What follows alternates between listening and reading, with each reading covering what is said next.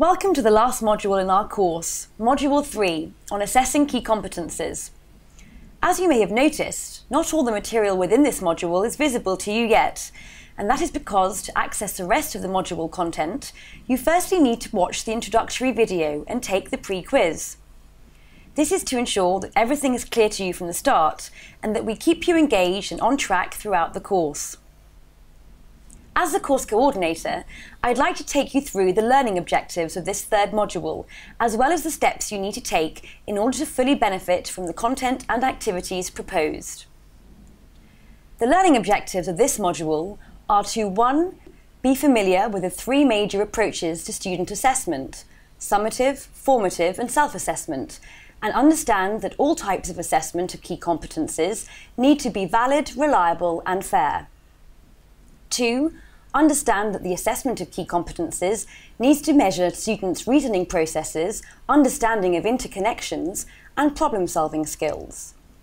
3. Be familiar with a range of innovative tools and approaches, both low-tech and high-tech, which are effective at measuring students' reasoning processes and ability to solve complex problems.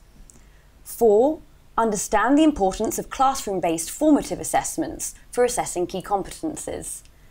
And 5. Be familiar with the evidence required for assessing collaborative problem-solving and how teachers can use rubrics and developmental progressions to interpret their observations of learners' skills and behaviour. To successfully make your way through the module, please follow the following 6 steps. Step 1. Take the pre-quiz. The pre-quiz is intended to test your current level of knowledge in relation to the themes focused on in the module. You are provided with a list of statements which you are asked to identify as true or false. The idea is to give you a snapshot of your starting point before you complete the module, in terms of your current understanding, assumptions, and perhaps misconceptions, which are highlighted in the immediate feedback you will automatically receive on completion of the quiz. Remember that you must take the pre-quiz before you are given access to the rest of the content in this module. Please also be aware that the pre-quiz is only for your own self-reflection, so there is no required pass grade. Step 2. Watch the video talks.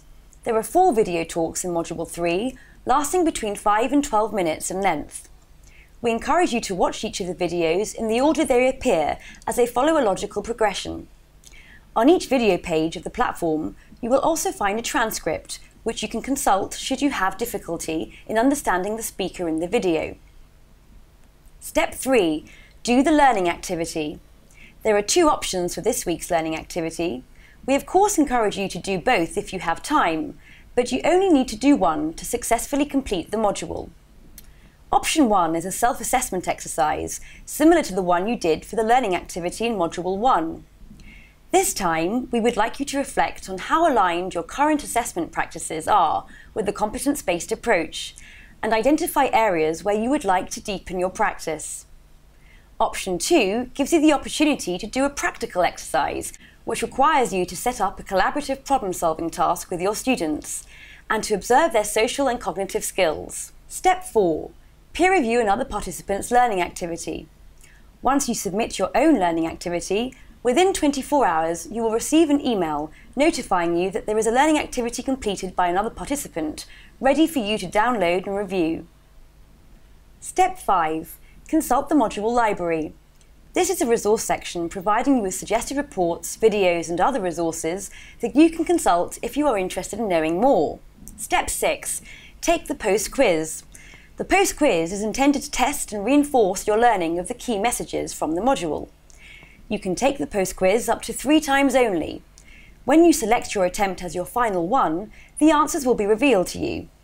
You need to get 70% of all questions correct in order to pass the post-quiz. In addition to these 6 main steps, an important part of this course is discussing with other teachers and educational professionals from across Europe to share opinions, experience, and resources to benefit your teaching practice. To do this, we encourage you to use the course forum. To exchange with fellow course participants and instructors, please use the Module 3 category already listed on the forum homepage. And now for some final words about assessment in this module. In order to pass Module 3 and earn an E-badge, you need to either pass the post-quiz, which has a 70% pass grade, or complete the learning activity.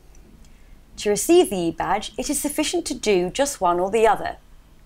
However, should you wish to receive the final certificate at the end of the course, it will be necessary to do both, as well as peer review another participant's learning activity.